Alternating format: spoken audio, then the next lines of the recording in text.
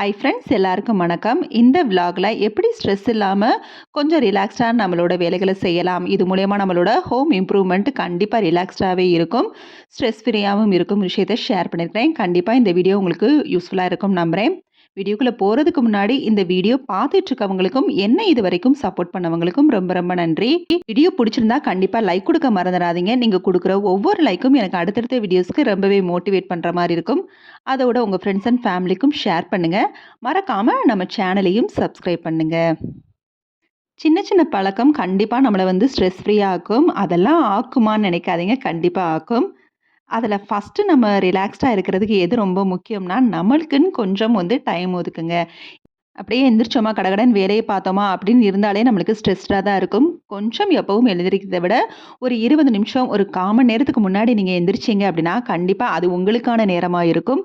ரொம்பவே அது ரிலாக்ஸ்டாக ஃபீல் ஆகும். எழுந்ததும் அப்படியே ரிலாக்ஸ்டாக உங்களுக்கு பிடிச்ச மாதிரி ஏதாவது ஒரு ட்ரிங்கை எடுத்துட்டு உங்களை நீங்கள் ரிலாக்ஸ் ஆகிட்டு அதுக்கப்புறமா கிச்சன் வேலைகளை ஸ்டார்ட் பண்ணுங்கள். செகண்ட் ஒன், பொடிகள் அரைச்சி வச்சுக்கிறது. அதாவது நம்ம சமையலுக்கு எந்த நேரமுமே நம்ம ப்ரீப்ளான் பண்ணிகிட்டு இருக்க முடியாது. ஏதாவது ஒரு எமர்ஜென்சிக்கு இந்த மாதிரி பொடிகள், பருப்பு பொடி, இட்லி பொடி இந்த மாதிரி நீங்கள் அரைச்சி வச்சிட்டிங்கன்னா உண்மையிலே அது உங்களுக்கு ரொம்பவே ஹெல்ப்ஃபுல்லாக இருக்கும். சம்டைம்ஸ் ஏதாவது சட்னி அரைக்க கூட டைம் இல்லை, டக்குன்னு ஏதாவது பண்ணணும், இல்லை உங்கள் ஒருத்தங்களுக்காக மட்டும் ஏதாவது ரெடி பண்ணணும் அப்படிங்கிற மாதிரி சமயத்தில் இட்லியோ தோசையோ டின்னருக்கு நம்ம இந்த மாதிரி பொடி இருந்துச்சு அப்படின்னா அதோட நல்லெண்ணெய் கலந்து சாப்பிட்றலாம். அப்படி இல்லைன்னா லஞ்சுக்கு ஏதாவது ரெடி பண்ணணும் அப்படிங்கிற மாதிரி இருந்துச்சு அப்படின்னா பருப்பு பொடியெல்லாம் நம்ம அரைச்சி வச்சு சாப்பிடலாம். பருப்பு பொடியோட கொஞ்சம் நல்லெண்ணெய் கலந்து சாதத்தில் பிசைஞ்சு சாப்பிட்றப்ப செம்ம டேஸ்ட்டாக இருக்கும். அது மட்டும் இல்லாமல் எப்போவாவது குழம்பு டென்ஷன்லேருந்து நீங்கள் தப்பிக்கணும்னு நினச்சிங்க அப்படின்னா அந்த நேரம் நம்மளுக்கு இந்த பொடி ரொம்பவே கை கொடுக்கும். அதனால் எப்போவுமே வீட்டில் பருப்பு பொடி, இட்லி பொடி, கருவேப்பிலை பொடின்னு இருக்கிற மாதிரி பார்த்துக்கோங்க. அது உங்களோட ஒரு நாள் டென்ஷனை, ஒரு நேர டென்ஷனை கண்டிப்பாக குறைக்கும். தேர்டு ஒன், கண்டிப்பாக கிச்சனில் குக்கிங்க்கு எல்லாருக்கும் பெஸ்ட்டு ஃப்ரெண்டுன்னே சொல்லலாம் இந்த இட்லி தோசை மாவு. அதனால் எப்போவுமே வாரம் வாரம் கரெக்டாக அதை அரைச்சி வச்சுக்கோங்க. அதுக்காக அரைச்சி வைக்கிறோங்கிற பேரில் ஒரு 10-15 நாளைக்கு, 10-12 நாளைக்கு, சில பேர் 10 நாளைக்கு கூட கண்டினியூஸாக வச்சுக்குவாங்க. அந்த மாதிரி பண்ணாமல் வீக்லி ஒன்ஸ் உங்களுக்கு டைம் கிடைக்கிறப்ப நீங்கள் இதை ரெடி பண்ணி வச்சுக்கிட்டீங்க அப்படின்னா கண்டிப்பாக இது உங்களுக்கு பாதி டென்ஷனை குறைக்கிற மாதிரி. சம்டைம்ஸ் இன்ஸ்டண்ட்டாக ஏதாவது செய்யணும்னா நான் சொன்ன மாதிரி இட்லியோ தோசையோ ஊற்றி பொடி வச்சு கூட நம்ம சாப்பிட்டு போயிடலாம். ஸோ உங்களோட குக்கிங் பிளானில் ரொம்பவே உங்களுக்கு ஹெல்ப்ஃபுல்லான ஒரு விஷயம் அப்படின்னா இட்லி தோசை மாவு தான். அது அரிசியில் தான் அரைக்கணும் கிடையாது. ராகி தோசையாக இருக்கட்டும், இல்லை சோள தோசை, கம்பு தோசைன்னு சொல்லி உங்களுக்கு பிடிச்ச மாதிரி வெரைட்டி சிறுதானியத்தில் கூட நீங்கள் கண்டிப்பாக எடுத்துக்கலாம். டிஃப்ரெண்ட்டாகவும் இருக்கும். ஸோ எப்போவுமே நம்ம கைவசம் நம்மளோட பெஸ்ட் ஃப்ரெண்ட் இருந்தால் ரொம்பவே நல்லாயிருக்கும். ஸோ ரெடி பண்ணி வச்சுக்கோங்க. ஃபோர்த் ஒன், ரொம்பவே முக்கியமான ஒரு விஷயம் என்ன அப்படின்னா க்ராசரிஸ். நான் ஆல்ரெடி ஷார்ட்ஸில் சொல்லியிருப்பேன், நான் இந்த மாதிரி தான் பிளான் பண்ணுவேன். இதை பற்றி ஒரு டீட்டெயிலாக க்ராசரியை பற்றி லாங் வீடியோ கூட நான் பழைய வீடியோவில் ஷேர் பண்ணியிருக்கிறேன். க்ராசரியில் அதிகமாக வண்டு அரிக்கிறது, புழு பிடிக்கிறதுன்னு சொல்லி நிறைய இப்போல்லாம் இருக்குது. அதனால் எப்போவுமே நம்ம கொஞ்ச நேரம் அதை வெயிலில் வச்சுட்டு அதுக்கப்புறம் நம்ம ஸ்டோர் பண்ணி வச்சோம்னா கண்டிப்பாக இந்த வண்டு, புழு, பூச்சி தொல்லையெல்லாம் நம்மளுக்கு கண்டிப்பாக இருக்கவே இருக்காது. சம்டைம்ஸ் நிறைய புழு பிடிச்சி அப்படி இருந்துச்சுன்னா நம்மளுக்கு அதை யூஸ் பண்ணவும் மனசு இருக்காது. அதே மாதிரி பொருளும் வேஸ்ட்டாக போகும், நம்மளோட அமௌண்ட்டும் வேஸ்ட்டு தான். ஸோ அட்லீஸ்ட் ஒரு மணி நேரம் கூட நீங்கள் வெயிலில் எடுத்து வச்சிட்டிங்க அப்படின்னா கண்டிப்பாக உங்களுக்கு க்ராசரியை பற்றின ஸ்ட்ரெஸ் இருக்காது. ஃபிஃப்த் ஒன், இது நம்மளோட இன்ஸ்டன்ட் குக்கிங் மாதிரி தான். ஏதாவது செய்கிறதுக்கு டக்குன்னு என்ன தான் இருக்குது, இன்றைக்கி எதுவுமே வாங்கலையே, பிளான் பண்ணலையே அப்படின்னு நினைக்கிறப்ப கூட நம்மளுக்கு வீட்டில் எப்போவுமே வேர்க்கடலையோ, ஓட்ஸு, நூடுல்ஸ் பாக்கெட்டுன்னு இந்த மாதிரி நம்ம இன்னுமே நிறைய ஐட்டங்கள் இருக்குது. ராகி சேமியா, அப்புறம் நார்மல் சேமியா இதெல்லாம் இருந்துச்சு அப்படின்னா நம்மளுக்கு உண்மையிலே ரொம்பவே ஹெல்ப்ஃபுல்லான ஒரு விஷயந்தான். ஏன்னா வேர்க்கடலை இருந்துச்சுன்னா வேர்க்கடலை சட்னி, வேர்க்கடலை துவையல்னு ரெடி பண்ணிக்கலாம்.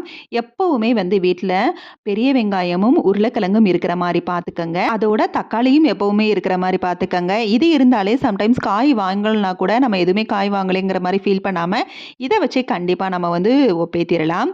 நான் எப்போவுமே வெங்காயம், உருளைக்கிழங்கு இருக்கிற மாதிரி தான் வச்சுக்குவேன். அது மட்டும் இல்லாமல் ரெண்டுமே ஒரே பேஸ்கெட்டில் தான் இருக்கிற மாதிரி வச்சுருக்கிறேன். நிறைய பேர் ரெண்டையும் ஒன்றா வச்சுருக்கக்கூடாது, தனித்தனி பேஸ்கெட்டில் தான் மெயின்டைன் பண்ணணும்னு சொல்கிறாங்க. அதுக்கான ரீசன் எனக்கு தெரியல. தெரிஞ்சால் கமெண்ட்டில் சொல்லுங்கள், நானும் அதை ஃபாலோ பண்ணிக்கிறேன். 6th one grocery checking. அடிக்கடி வந்து கிராசரிய வந்து செக் பண்ணி வச்சுக்கோங்க. ஏதாவது உங்களுக்கு உடனே தீர்ந்து போச்சுன்னா, தனியா நோட் போட்டு அத எழுதி வச்சுக்கோங்க. எப்பவுமே நம்மளுக்கு வந்து மெமரியில இருக்காது. வாங்க சொல்றப்ப அத மட்டும் விட்டுட்டு மத்ததெல்லாம் வாங்க சொல்லுவோம். அந்த மாரிலாம் கூட இருக்குது. அதனால கிராசரிய வந்து வீக்லி ஒன்ஸ் செக் பண்ணிக்கங்க. ரீஃபில் பண்றதையும் வந்து பண்ணி வச்சுட்டீங்க அப்டின்னா, அந்த நேரத்தில நீங்க சமையல் பண்ற நேரத்தில, காலை நேரத்துலலாம் ரொம்ப ஹரிபரியா இருப்போம். அதெல்லாம் உங்களுக்கு வந்து ரொம்பவே வந்து டென்ஷன் ஆகும். ஸோ வீக்லி ஒன்ஸ் வந்து ரீஃபில் பண்றது, அதே மாரி கிராசரி வந்து எது கம்மியா இருக்குது, எது இன்னும் வாங்கணும் அப்படிங்கிற மாரி செக் பண்ணி அதையும் வந்து எழுதி வச்சுக்கிட்டீங்கன்னா, உங்களுக்கு வந்து அந்த வேலைகள் ரொம்பவே வந்து ஈஸியா இருக்கும். ஒன்ஸ் வந்து கிராசரி தீந்துருச்சு அப்படின்னா, அந்த கிராசரி கண்டெய்னர வாஷ் பண்ணிட்டு அதுக்கப்புறம் வந்து ரீஃபில் பண்ணீங்கன்னா, கிராசரி கண்டெய்னர் எப்பவுமே வந்து நீட்டா மெயின்டெயின் ஆகும். அந்த ரேக்கே வந்து உங்களுக்கு வந்து எப்பவுமே வந்து பளிச்சு லுக்ல தான் இருக்கும். கண்டிப்பா இதையும் வந்து ட்ரை பண்ணி பாருங்க. அது மட்டும் இல்லாம கிராசரிஸ் வந்து எப்பவுமே வந்து கொஞ்சமா இருக்கிறப்ப இன்னொரு புது கிராசரி அது மேல தட்டுறது அந்த மாரி வந்து வேணாம். ஏன்னா எக்ஸ்பைரி வந்து மாறும். ஸோ வந்து ஒன்ஸ் ஃபுல்லா தீர்ந்ததுக்கப்புறம் வாஷ் பண்ணிட்டு அதுக்கப்புறமா ரீஃபில் பண்ணுங்க. அதனால கொஞ்சமா தானே இந்த கிராசரி இருக்குது. அதிலேயே வந்து புதுசா வந்து தட்டி வச்சிடலாம் அப்படிங்கிற மாரிலாம் வந்து பிளான் பண்ணாதீங்க. கிராசரி ஃபுல்லா தீர்ந்ததுக்கு அப்புறமா வந்து ரீஃபில் பண்ணுங்க. 7th ஒன் நம்மளுக்கு ரொம்பவே முக்கியமானது தான். அடிக்கடி வீக்லி ஒன்ஸ் கூட இத வந்து செய்யலாம். என்ன அப்டின்னா, சிங்க்ல வந்து நம்மளோட கான்சன்ட்ரேஷன் அதிகமா இருக்கணும். அண்டர் சிங்க் பார்த்தீங்கன்னா, வெட்டா இருக்குதா இருந்துச்சுன்னா அப்டின்னா தொடச்சு விட்டுறது. அதே மாரி சிங்க் ஏரியாலயுமே வந்து வீக்லி ஒன்ஸ் வந்து நம்ம ஒரு பாத்திரத்தில நெறைய தண்ணி புடிச்சு ஃபோர்ஸா வந்து அந்த சிங்க் ஏரியால வந்து ஊத்தி விட்டோம் அப்டின்னா, அடப்பு அடிக்கடி வந்து வராது. அடப்பு இருந்துச்சுன்னா நம்மளுக்கு தான் அது ரொம்பவே கஷ்டமாயிரும். அதனால வாரத்துக்கு ஒரு தடவ இந்த மாதிரி நெறைய நம்ம தண்ணி புடிச்சு சிங்க்ல வந்து ஃபோர்ஸா ஊத்துறது. சிங்க்ல மட்டும் கிடையாது. பாத்ரூம்ல இருக்கிற வாஷ் பேஷின் அப்படி எல்லாத்துலயுமே நம்ம அந்த மாரி பண்றப்ப அடைப்பு எப்பவுமே வராது. இதுவே கண்டிப்பா நம்மளுக்கு ஒரு பெரிய ஸ்ட்ரெஸ் ஆயிரும். 8th ஒன் ரொம்பவே முக்கியமானது தான். அது நெறைய விளாக்ல வந்து நான் சொல்லியிருப்பேன் பழைய வீடியோஸ்ல. Meal plan. மீல் பிளான் வந்து ரொம்பவே முக்கியம். வீக்லி ஒன்ஸ் நம்ம வந்து மீல் பிளான் போட்டோம் அப்டின்னா, அது மாதிரி ஒரு ரிலாக்ஸ்டு வேலை எதுவுமே கிடையாது.